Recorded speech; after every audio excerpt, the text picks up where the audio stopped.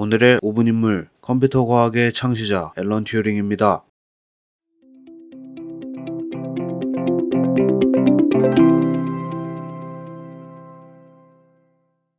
앨런 튜링은 1912년 6월 23일 영국 런던의 마이다베일에서 태어났습니다.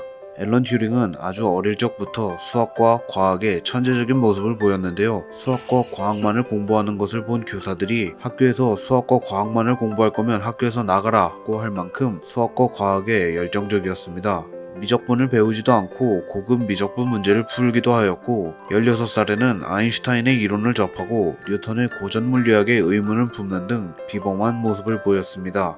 앨런 튜링은 고등학교를 졸업한 뒤 케임브리지 대학교에 진학합니다. 그는 대학 재학 4년간 수학 분야에서 수석을 차지하였고 케임브리지에서 석사과정을 밟으면서 계산 가능한 수와 결정 문제의 응용 이라는 획기적인 논문을 발표하기도 하였습니다. 이 논문은 역사상 가장 영향력 있는 수학 논문이라 불렸고 훗날 튜링 머신의 이론적 기초가 됩니다. 이후 튜링은 미국의 프린스턴 대학교로 유학을 가 수학과 암호학을 공부하여 수학과 박사학위를 얻게 됩니다. 특히 박사과정에서 만난 프린스턴 대학교의 교수 존 폰 노이만이 그를 연구원으로 두고 싶어 했지만 영국으로 돌아가는 바람에 아쉬워했다고 합니다. 1939년 제2차 세계대전이 발발하자 애국심에 불타던 앨런 튜링은 미국에서의 유학 생활을 마치고 영국으로 돌아가 영국의 암호의 독기관인 GCNCS 일명 블래칠리 파크에서 나치 독일의 암호를 해석하는 역할을 맡게 됩니다. 당시 나치 독일은 에니그마라는 암호기계를 사용했는데요.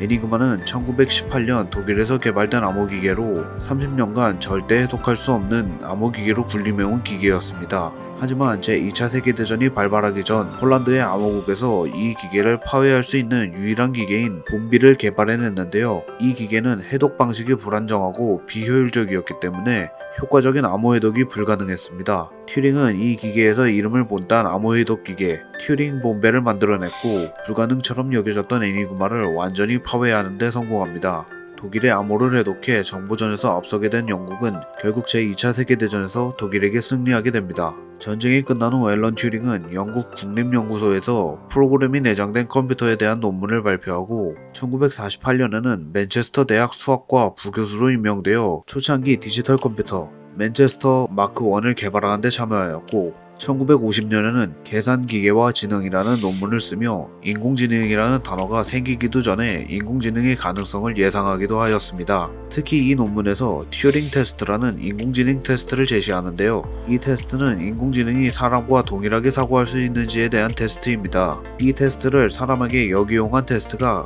가끔 사람을 화나게 하는 캡차 테스트라고 합니다. 이후에도 튜링은 전부터 관심이 있었던 생물학에도 손을 뻗어 형태 형성의 화학적인 토대라는 논문을 쓰기도 하였습니다. 이 논문은 생물의 발생에서 새로운 형태가 생겨나는 과정을 수학적으로 설명하였는데요. DNA의 구조와 역할 등을 알지 못할 때 수학적, 물리학적으로 예측한 논문으로 현재까지도 생물학에 있어 큰 영향을 미친 논문입니다. 수학자, 과학자로서 큰 족적을 남긴 튜링이었지만 그는 대중들에게 인정받지 못하였는데요. 바로 그가 동성애자였기 때문입니다.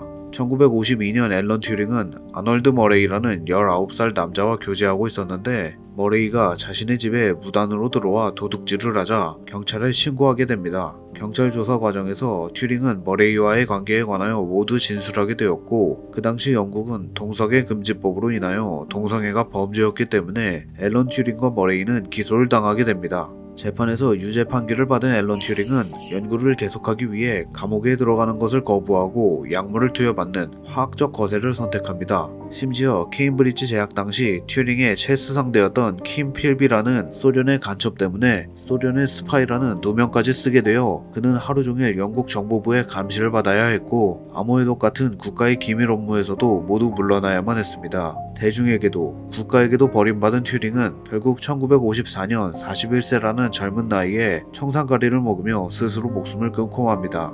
이후 수십 년이 지난 뒤 동성애 금지법이 폐지되고 성소수자에 대한 인식 개선과 튜링의 업적에 대한 재평가가 이루어져 튜링을 사면해야 한다는 청원이 빗발치게 됩니다. 결국 튜링이 사망한 지 60년이 지난 2013년 영국 여왕 특별사면령으로 튜링은 사면되게 되었고 2017년에는 앨런 튜링법이라고 불리는 동성애 금지법으로 유죄 판결을 받은 모든 사람들을 사면하는 법이 통과됩니다. 그를 다룬 영화 이미테이션 게임과에서는 다르게 튜링은 실제로 유머있고 주변과학자, 수학자들에게 많은 인기가 있었을 만큼 대인관계가 원만했다고 합니다. 또한 마라톤에 재능이 있어 대회에 나가도 될 수준이었고 달리는 걸 좋아해 매일매일 달리기 운동을 했다고 하는데요. 소심하고 사이코 같은 성격이 전혀 아니었다고 합니다. 그가 그 당시 불법이었던 동성애를 한 것은 맞지만 동성애자라는 색안경 때문에 그의 수학적, 과학적 업적까지 무시받거나 평가절하당해서는 안 될 것 같다는 생각이 듭니다. 이상으로 오늘의 5분 인물 사전 앨런 튜링을 알아보았습니다. 유익하셨다면 구독과 좋아요 부탁드리겠습니다. 시청해주셔서 감사합니다.